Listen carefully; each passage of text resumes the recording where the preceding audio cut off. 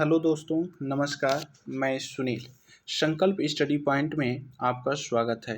आज हम लोग हिंदी के कुछ क्वेश्चन को तथा उससे जुड़ी कुछ जानकारी डिस्कस करेंगे। ठीक है, चलिए पहला क्वेश्चन क्या है। पहला क्वेश्चन है, महात्मा शब्द में कौन सा समास है।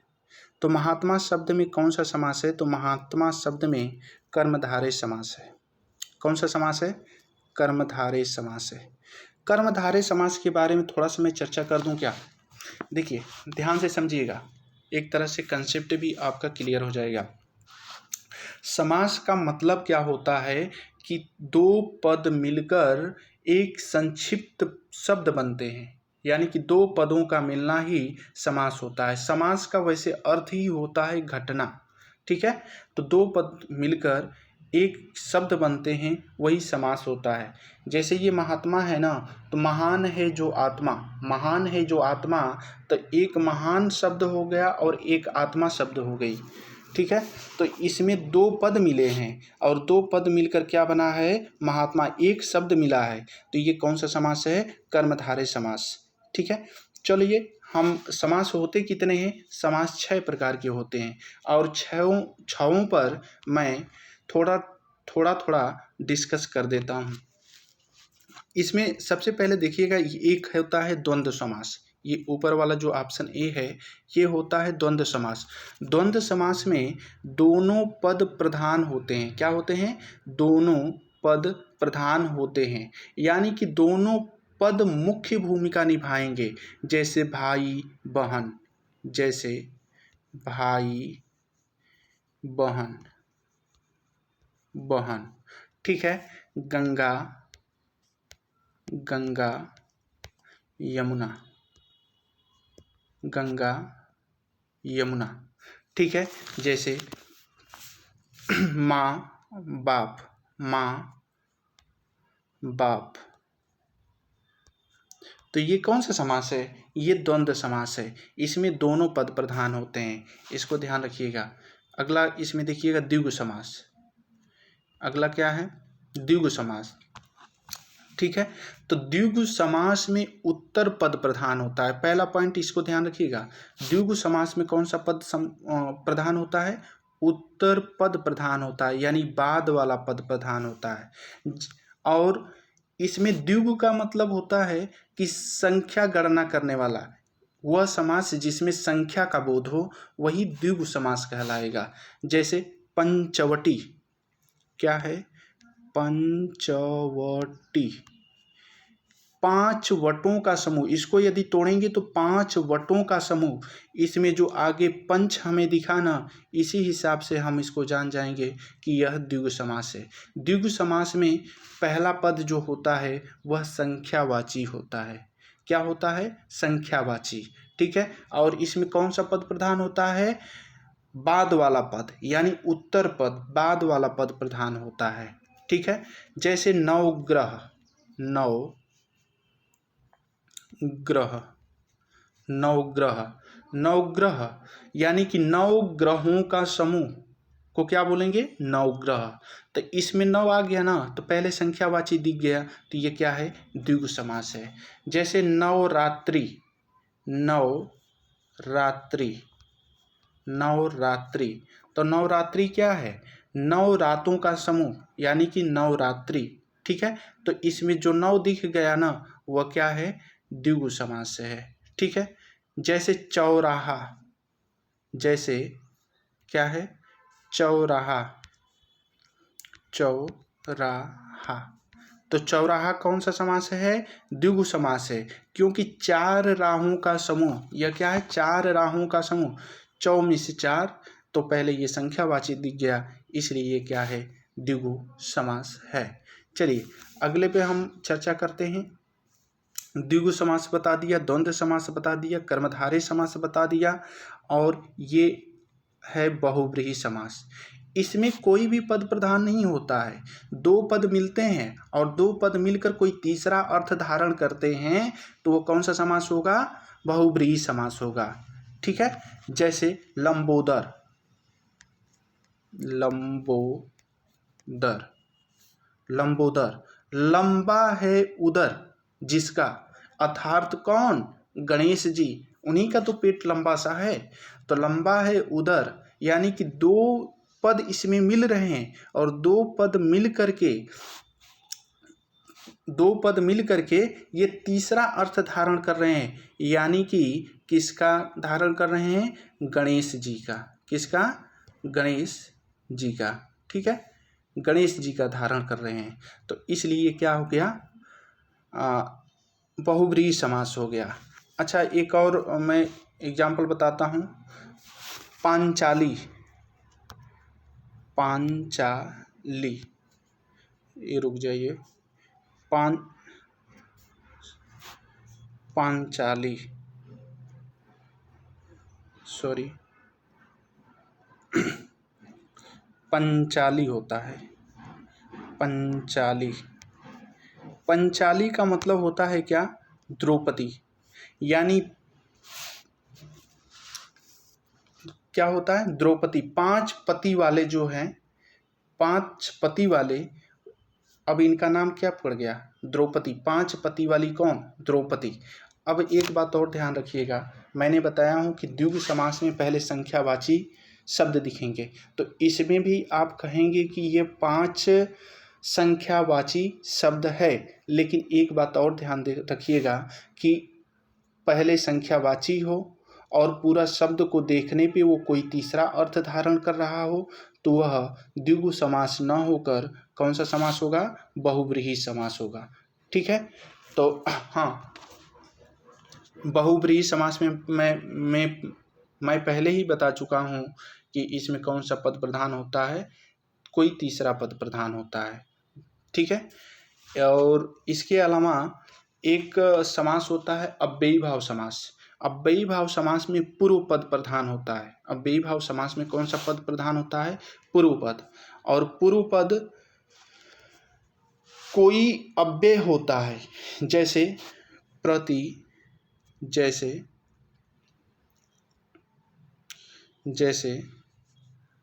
प्रतिदिन,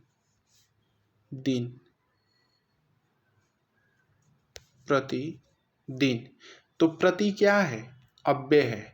यानी ये समझिएगा कि अव्ययी भाव समास में पहला पद क्या होगा? अव्यय होगा। यानी पहला पद उपसर्ग होगा, तभी अव्ययी भाव समास बनेगा। ठीक है, पहला पद क्या होगा? उपसर्ग होगा। ठीक है, तो प्रतिदिन हो गया, यथाशक्ति हो गया, ठीक है, प्रत्येक हो गया, ये सब क्या है? ये सब अव्ययी भाव समास के एग्जाम्पल हैं। हाँ, एक बात और ध्यान रखिएगा, अव्ययी भाव समास में रिपीटेड जो शब्द होते हैं ना, वह भी अव्ययी भाव समास में आते हैं। जैसे बार बार,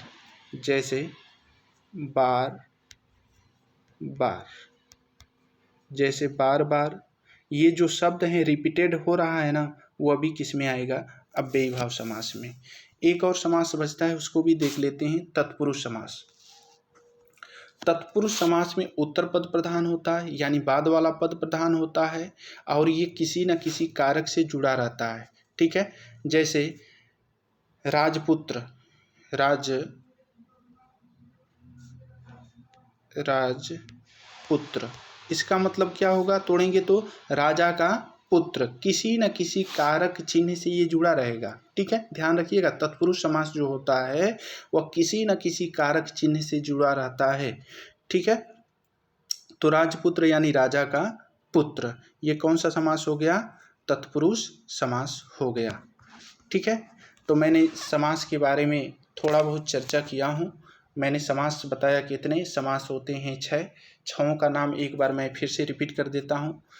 पहला है द्वंद्व समास, दूसरा द्विगु समास, तीसरा कर्मधारय समास, चौथा बहुब्रीहि समास, पांचवां अव्ययी भाव समास और छठवां तत्पुरुष समास। ये मैंने 6 समास के बारे में चर्चा किया हूँ। चलिए अगला क्वेश्चन पे हम लोग देखते हैं।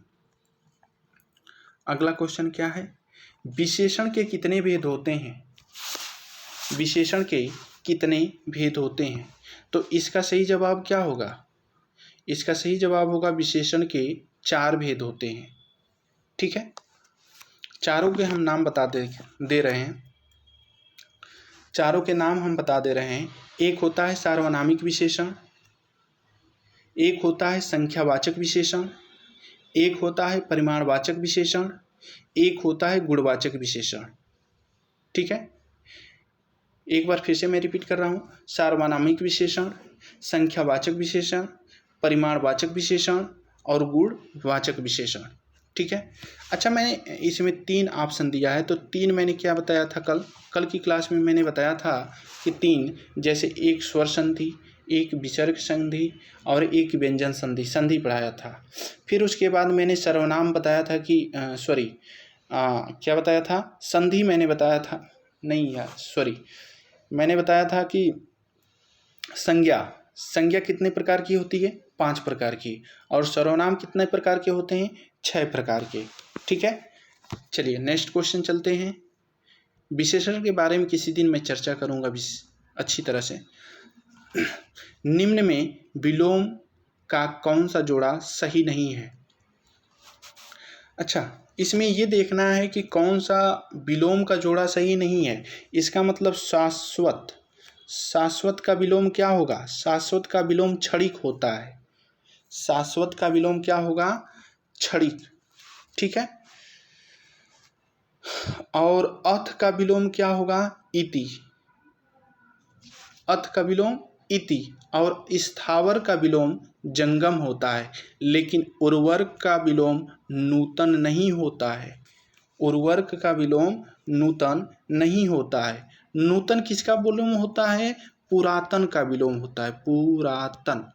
पुरातन का विलोम होता है। ठीक है, और उर्वर का विलोम क्या होता है, ऊसर। उर्वर का मतलब जो जमीन में उपजाई जाती है ना, जैसे खेती उपजाऊ वाली फसल उपजाऊ वाली ज़मीन जो होती है उसको उर्वर बोलते हैं।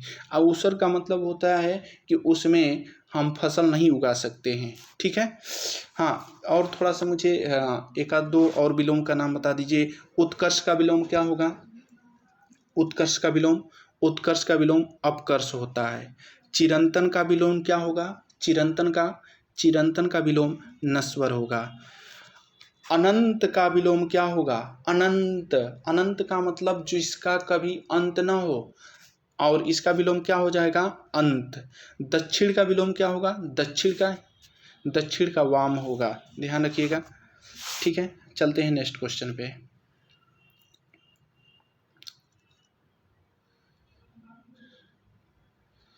चलिए नेक्स्ट क्वेश्चन क्या है, नयन का संधि विच्छेद क्या होगा। अच्छा, सबसे पहले हमें ये बताइए कि नयन कौन सी संधि है, नयन कौन सी संधि है। तो नयन जो है वह अयादि संधि है। क्या है, अयादि। ठीक है, अयादि संधि है। इसमें थोड़ा सा हम लोग देखते हैं।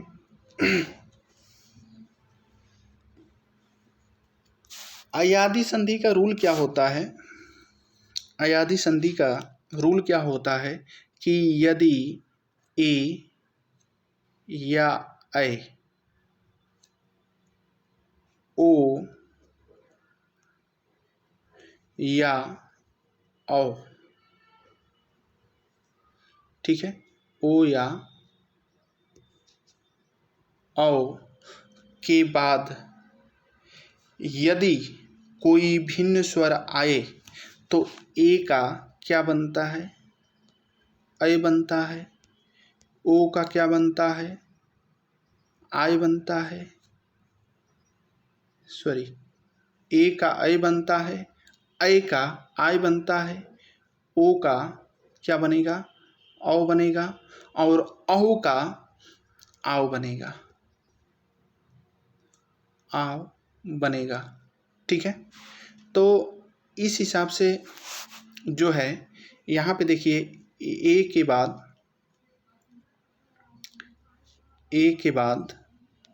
क्या आया, अ आया।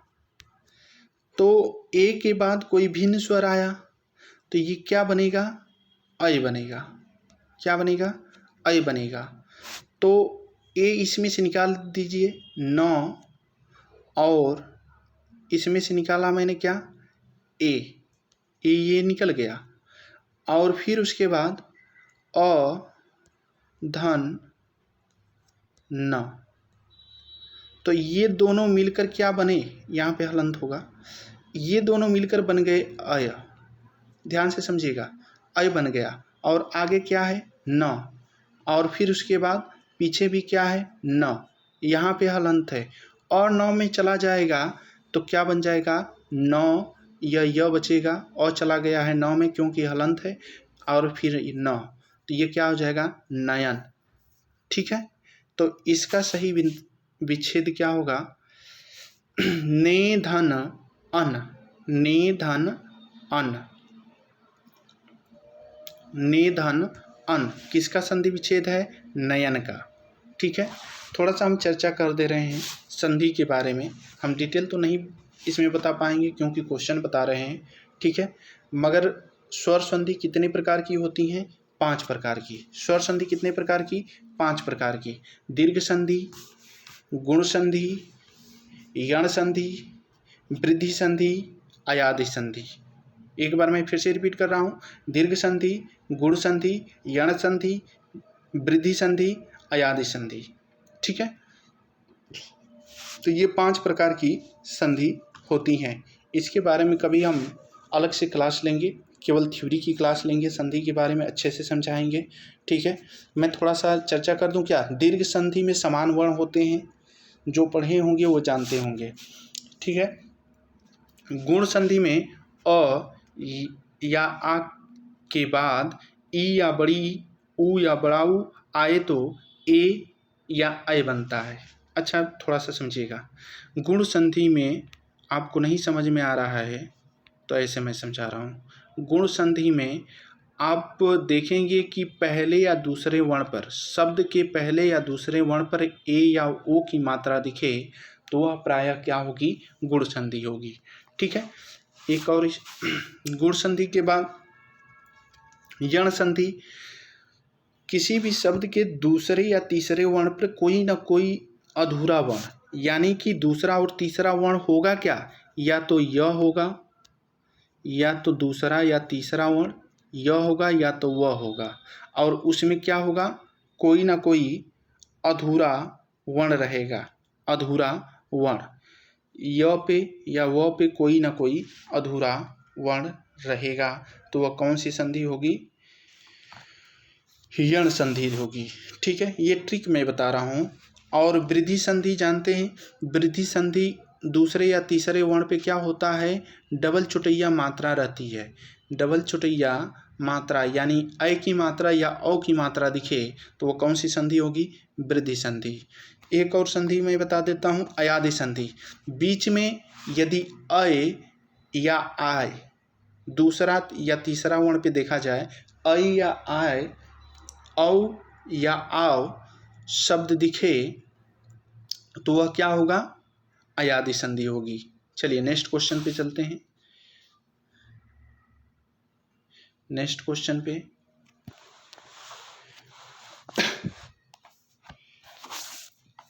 क्या है, निम्न में कौन द्विज का अनेकार्थी शब्द नहीं है। ठीक है, क्या देखना है, अनेकार्थी शब्द। तो इसमें देखिए, द्विज का अनेकार्थी शब्द जो है, पक्षी भी होता है। क्या होता है, पक्षी भी होता है, दांत भी होता है, प्राणी भी होता है, लेकिन वन नहीं होता है। ठीक है, द्विज का अनेकार्थी शब्द नहीं है यानी वन नहीं है। ठीक है, अच्छा, वन, एक मैं आपको बता रहा हूँ, पानी। पानी का अनेकार्थी शब्द क्या होगा, पानी का मतलब जल भी होता है, पानी का मतलब चमक भी होता है, पानी का मतलब लज्जा भी होता है, वर्षा भी होता है, और इसी पानी का एक अनेकार्थी शब्द होता है क्या, वन भी होता है। ठीक है, और स्वाभिमान भी होता है। क्या होता है, स्वाभिमान मानवी होता है। ठीक है, चलिए नेक्स्ट क्वेश्चन पे चलते हैं, थोड़ा सा हमें समय दीजिएगा। हाँ, नेक्स्ट क्वेश्चन क्या है? निम्न में पट शब्द किसका पर्यायवाची शब्द है? थोड़ा सा मिस्टेक हो गया। निम्न में पट शब्द किसका पर्यायवाची शब्द है? ये गलत है, किसका पर्यायवाची शब्द है? अच्छा, पट मतलब जानते हैं क्या होता है? पट में से होता है क्या? कपड़ा। पट में से कपड़ा होता है। ठीक है, तो कपड़ा का जो पर्यायवाची होता है वह क्या होता है? चीर होता है। याद रखिएगा, धीरे धीरे हम एक एक दो दो पर्यायवाची रोज डेली डालेंगे तो पर्यायवाची याद हो जाएगा। और हर एक एग्जाम में पर्यायवाची 1 से 2 क्वेश्चन पूछता है। ठीक है, वसन भी होता है। वसन मीन्स कपड़ा। पट तो मैं ऑप्शन में दिया ही हूँ, पट भी होता है। ठीक है, और वस्त्र तो जानते ही हैं, इसमें आप लोग माहिर हैं। ठीक है, वस्त्र भी होता है। ये किसके पर्यायवाची हैं? किसके हैं? कपड़ा के। पट किसका पर्यायवाची है? कपड़ा का। ठीक है, पट कपड़ा का पर्यायवाची है। इसमें हम आँख का पर्यायवाची देख लेते हैं। आप कहीं नोट कर लीजिएगा और याद कर लीजिएगा। आँख का पर्यायवाची नयन होता है, दृग होता है, लोचन होता है। ठीक है, चक्षु होता है। नेत्र तो आप लोग जानते ही हैं। और एक होता है अच्छी। क्या होता है? अच्छी होता है। ये सब किसके पर्यायवाची हैं? आँख के। कौन कौन से? नयन, दृग, लोचन, चक्षु, अच्छी। ठीक है, ये सब किसके पर्यायवाची हैं? आँख के। अगला देख लेते हैं, आकाश के पर्यायवाची क्या है? आकाश का पर्यायवाची गगन। आकाश को गगन भी कहते हैं कि नहीं कहते हैं? कहते हैं। आकाश को नभ भी कहते हैं, नभ। अंबर भी कहते हैं, अंबर। ठीक है, अंबर। फिर व्योम, इसका पर्यायवाची क्या होगा? आकाश का व्योम भी होगा। और अंतरिक्ष भी होगा, अभ्र भी होगा। एक पर्यायवाची होता है अनंत। हाँ, शून्य देखिएगा, शून्य याद रखिएगा, शून्य भी पर्यायवाची होता है किसका? आकाश का। ठीक है, और आसमान तो जानते ही हैं। एक पर्यायवाची और देख लीजिए, अग्नि का पर्यायवाची देख लीजिएगा। अग्नि का पर्यायवाची क्या होता है? पावक होता है, ज्वाला होता है, अनल याद रखिएगा, अनल। इसी पे छोटी ई की मात्रा लग जाएगी ना तो अनिल जो हो जाएगा वह हवा की पर्यायवाची है, लेकिन अनल जो है वह अग्नि का पर्यायवाची है। ठीक है, दहन भी हो गया, दहन। ठीक है, वैश्वानर भी होता है, वैश्वानर। ठीक है, कृषाणु भी होता है, जात देव भी होता है। ये सब किसके पर्यायवाची हैं? अग्नि के। चलिए नेक्स्ट क्वेश्चन देखते हैं। निम्न में कौन सी वर्तनी गलत है? वर्तनी से क्वेश्चन आपका हर एक एग्जाम में पूछता है। ठीक है, तो यहाँ पे ध्यान रखिएगा कि निम्न में कौन सी वर्तनी गलत है। क्या उज्ज्वल गलत है, या ज्योत्सना गलत है, या वाल्मीकि गलत है, या वाल्मीकि गलत है? तो इसका सही जवाब क्या होगा? इसका सही जवाब होगा बी। इसका सही जवाब क्या होगा? बी। ये वाल्मीकि जो लिखा जाता है ना, वह सही वाल्मीकि लिखा जाता है, ऐसे ही लिखा जाता है। क्या लिखा जाएगा? बड़ी ई की मात्रा लग जाएगी तो यह वाल्मीकि अशुद्ध हो जाएगा। उज्ज्वल भी इसमें सही लिखा गया है और ज्योत्सना भी सही लिखा गया है। ठीक है, अच्छा मैं कुछ शब्द देता हूँ, आप बताइएगा कि यह गलत है कि सही है। मैंने एक शब्द लिखा,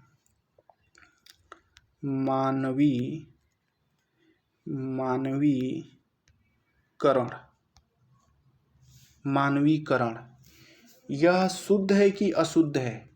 लेखन के हिसाब से यह शुद्ध है कि अशुद्ध है? बताइए। तो ये क्या है? अशुद्ध है। इसका शुद्ध हम लोग कैसे लिखेंगे?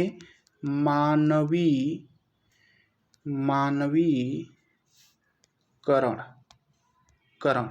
ये जो व पर छोटी ई की मात्रा है, यहाँ पे बड़ी ई की मात्रा रहेगी। ठीक है, तो ये हो गया मानवीकरण। एक आध दो क्वेश्चन और पूछ लेते हैं, धीरे धीरे इसी तरह से करते रहेंगे तो ये हमारा शुद्ध और अशुद्ध शब्द का भी प्रयोग हम जान जाएंगे। जैसे इसमें देखिए, एक शब्द लिख रहा हूँ त्रिदोष।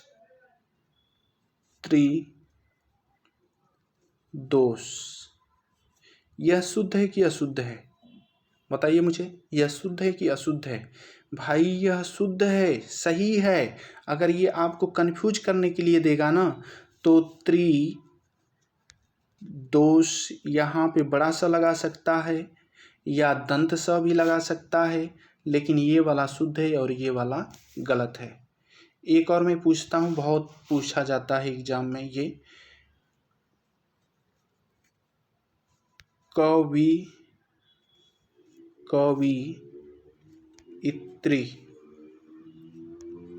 ये मुझे बताइए, ये शुद्ध है कि अशुद्ध है? क्या है?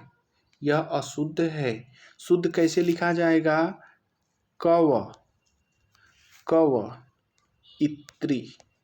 कवयित्री, ये क्या है? यह शुद्ध है। ठीक है, एक और मुझे बता दीजिए, मेरे दिमाग में एक और आ रहा है। एक होता है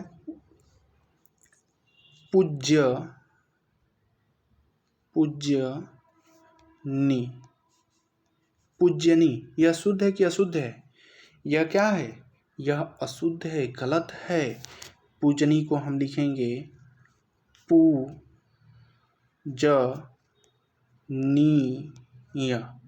पूजनी, ये शुद्ध है, पूजनीय। प बड़ा उ का मात्रा ज, न प छोट बड़ी की मात्रा य, पूजनीय होता है, पूज्यनीय नहीं होता है, पूजनीय होता है। ठीक है, चलिए नेक्स्ट क्वेश्चन पे हम लोग चलते हैं। ये रचना से क्वेश्चन है, इसको ध्यान से समझिएगा। निम्न में कौन सी रचना हरिवंश राय बच्चन की नहीं है? क्या पूछ रहा है? निम्न में कौन सी रचना हरिवंश राय बच्चन की नहीं है? तो इनकी एक रचना निशा निमंत्रण इन्हीं की है, मधुबाला इन्हीं की है, तेरा हार इन्हीं की है, लेकिन मंगलसूत्र इनकी नहीं है। मंगलसूत्र मुंशी प्रेमचंद्र जी की है, और मंगलसूत्र मुंशी प्रेमचंद्र जी ने अधूरा लिखे थे, यह पूरा नहीं कर पाए थे, और इसको पूरा किए थे इन्हीं का पुत्र एक थे, उनका नाम था अमृत राय। ठीक है, तो मंगलसूत्र एक अधूरा ग्रंथ था, किसका था?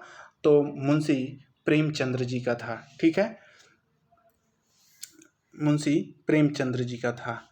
ठीक है, हरिवंश राय बच्चन का और मैं थोड़ा सा देख लेते हैं, जो एग्जाम में पूछता है, बार बार एग्जाम में पूछता है।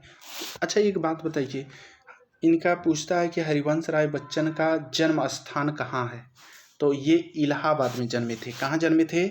इलाहाबाद में। और कब जन्मे थे? 1907 में। ठीक है, इनकी सबसे पहली पुस्तक पूछता है कि इनकी सबसे पहली पुस्तक कौन थी? तो तेरा हार थी। कब लिखे थे? 1929 ईस्वी में ये पुस्तक लिखे थे। ठीक है, इनकी और कुछ फेमस पुस्तकें हैं, उन पे हम चर्चा कर लेते हैं। एक हो गया मधुबाला, तो जानते हैं, मधुशाला, मधुकलश, निशा निमंत्रण ऑप्शन में ही है। ठीक है, दो चट्टाने को याद रखिएगा, दो चट्टाने। ठीक है, ये जो है इनकी कुछ फेमस पुस्तकें हैं। इनकी आत्मकथा को भी याद रखिएगा, एग्जाम में पूछता है आत्मकथा। तो इनकी 2-3 आत्मकथाएं, क्या भूलूं क्या याद करूं, 1969 में लिखे थे। क्या भूलूं क्या याद करूं। इनका एक और आत्मकथा है, नीड़ का निर्माण फिर। हाँ, नीड़ का निर्माण फिर। इनकी आत्मकथा है 10 द्वार से सोपान तक। नेक्स्ट इनका जो आत्मकथा है, 4 खेमे 64 खूटे। इनकी 4 जो है आत्मकथा है, क्या भूलूं क्या याद करूं, नीड़ का निर्माण, फिर 10 द्वार से सोपान तक, और 4 खेमे 64 खूटे, 4 खेमे 64 खूटे। चलिए नेक्स्ट क्वेश्चन पे चलते हैं। तो इसका सही जवाब हो जाएगा हरिवंश राय बच्चन की कौन सी पुस्तक नहीं है, तो वह मंगलसूत्र नहीं है। ठीक है, नेक्स्ट क्वेश्चन पे चलते हैं। Question number 9। Question number 9। अच्छा, इसके बारे में, ये वर्गीय व्यंजन कितने हैं, क्या पूछा है कि वर्गीय व्यंजन कितने हैं। तो आप लोग जानते होंगे कि वर्गीय व्यंजन कितने होते हैं। अगर मैं आपसे इसके वर्गीय व्यंजन न देकर मैं यहाँ पे लिख देता कि स्पर्श व्यंजन, कौन सा व्यंजन, हाँ स्पर्श व्यंजन कितने हैं, तो आप क्या जवाब देंगे, 25। ये जो स्पर्श व्यंजन होते हैं ना, इसी को हम क्या बोलते हैं, वर्गीय व्यंजन बोलते हैं। और वर्गीय व्यंजन जो होते हैं वह क से लेकर कहाँ तक हैं, म तक। जैसे क, ख, ग, घ, ङ, च, छ, ज, झ, ञ, ऐसे करके ट, ठ, ड, ढ, न। ठीक है, ऐसे करके कहाँ तक है, म तक है, प, फ, ब, भ, म तक है। तो इन सभी को क्या बोलते हैं, वर्गीय व्यंजन बोलते हैं। अच्छा, इसमें एक ऑप्शन है 4। 4 क्या है, व्यंजन में 4 जो होता है अंतस्थ व्यंजन होते हैं और 4 उष्म व्यंजन होते हैं। 4 अंतस्थ व्यंजन जो होते हैं वह कौन से होते हैं, य, र, ल, व, ये 4 क्या होते हैं, अंतस्थ व्यंजन। और 4 उष्म व्यंजन होते हैं, वह कौन कौन से होते हैं, एक बड़ा सा होता है, इसको तालु सा भी बोलते हैं, एक मूर्धा सा इसको बोलते हैं, एक दंत सा बोलते हैं इनको। ठीक है, और एक जो होता है वह वो ह होता है, इसको कंठ से बोला जाता है। ठीक है, और थोड़ा सा ध्यान से समझ लीजिए। और इसमें मैं बता देता हूँ, व्यंजन कितने होते हैं, आपके एग्जाम में पूछेगा कि व्यंजन कितने हैं, तो आप क्या जवाब देंगे, 33। व्यंजन कितने हैं, 33। मैं बता देता हूँ कैसे कैसे व्यंजन होते हैं, ध्यान से समझ लीजिए। 25 तो स्पर्श व्यंजन हो गए, स्पर्श व्यंजन कितने हो गए, 25। 4 अंतस्थ व्यंजन हो गए, क्या, अंतस्थ व्यंजन हो गए 4, 25 4 29, और 4 जो होते हैं वह उष्म व्यंजन हो गए, उष्म व्यंजन या उष्ण व्यंजन भी कह सकते हैं। ठीक है, तो ये 4 हो गए, ये 4 4 4 8 और 25 33, इसी को हिंदी में व्यंजन माना गया है। ठीक है, तो व्यंजन आपके एग्जाम में पूछेगा कितने होते हैं, तो आप जवाब देंगे कितना, 33। वैसे आपके एग्जाम में एक क्वेश्चन और पूछ सकता है कि वर्णमाला में कुल कितने वर्ण हैं। ठीक है, वर्ण पूछ देगा तो वह कितने हैं, 52, 52 वर्ण हैं। ठीक है, 11, अच्छा मैं बता देता हूँ कैसे, 11 स्वर हो गए, 33 क्या हो गए, 33 व्यंजन हो गए, कितना हुआ, 44। इसमें 4 जो होते हैं, 4 जो होते हैं वह संयुक्त व्यंजन होते हैं। संयुक्त व्यंजन कौन कौन से, एक हो गया ज्ञ हो गया, एक हो गया स्र हो गया, एक हो गया, एक स्र हो गया, ज्ञ स्र छ, और एक होता है त्र। ये 4 क्या होते हैं, यह संयुक्त व्यंजन होते हैं। तो 4 ये, 11 44 और 4 48।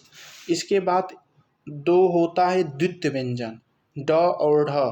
ठीक है, ड और ढ द्वितीय व्यंजन होता है। द्वितीय व्यंजन के नीचे हल्का सा बिंदी लगा रहता है, जैसे लोढ़ा लिखना है, घोड़ा लिखना है, तो इसमें द्वितीय व्यंजन का प्रयोग होता है। ठीक है, और 2 होता है अयोगवा। अयोगवा कौन होते हैं, अंग और अह। तो 11 और 33 44 और 4 48, 2 द्वितीय व्यंजन 50 और 2 अयोगवा अंग और वह अह, तो ये मिलकर कुल हो गए 52 वर्ण। तो आपसे पूछेगा कि कितने वर्ण हैं, तो 52 जवाब देंगे। चलिए हम लोग लास्ट क्वेश्चन देखते हैं।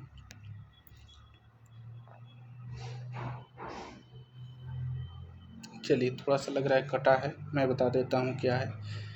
यहाँ पे ये त है और ये क्या है, ह है, ये है ना, हाँ नहीं सॉरी, यहाँ पे ये है ट और यहाँ पे ये है त।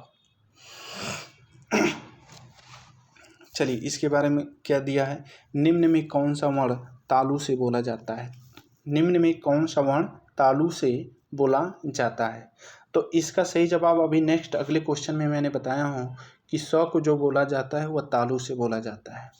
क को कैसे बोला जाता है, कंठ से। और ये त को कैसे बोला जाता है, त दंत से। और ट को कैसे बोला जाता है, मूर्धा से। ट ठ ड ढ ये मूर्धा से बोले जाते हैं। ठीक है, एक बार मैं चर्चा कर दूं क्या, कौन सा वर्ड कैसे बोला जाता है स्वर से लेकर व्यंजन तक। चलिए थोड़ा थोड़ा मैं चर्चा कर देता हूँ। यहाँ पे देख लीजिए, अ को बोला जाता है कंठ से, तो आ को भी कैसे बोला जाएगा, आ को भी कंठ से बोला जाएगा। ठीक है, ई या बड़ी ई दोनों को कैसे बोला जाएगा, तालु से, तालु से। ठीक है, ऊ या बड़ा ऊ को बोला जाएगा ओष्ठ से। ठीक है, और ए जो होता है, ए या ए, इनको बोला जाता है कंठ तालव, क्योंकि ए जो बनता है ना, अ धन ई से मिलकर बनता है, तो अ बोला जाता है कंठ से और ई बोला जाता है किससे, तालु से। तो इसलिए ये ए जो है कंठ तालव्य से, ओ जो बोला जाता है कंठ ओष्ठ से। ज़्यादा समझ हो जाएगा, बस मैं उसी तरह से रिवीजन कर देता हूँ। देखो वर्गीय व्यंजन का जैसे क ख ग घ ङ ये सब बोले जाते हैं कंठ से। एक बात ध्यान रखिएगा, जो ञ होता है लास्ट वाला पंचमा वर्ण होता है, वह नासिक से भी बोला जाता है। लेकिन ऑप्शन में नासिक के नहीं रहेगा तो हम उसके लिए क्या करेंगे, कंठ ही मारेंगे। ठीक है, तो ये कंठ से हो गया। च छ ज झ ञ जो होता है ये किससे बोला जाता है, ये तालु से बोला जाता है।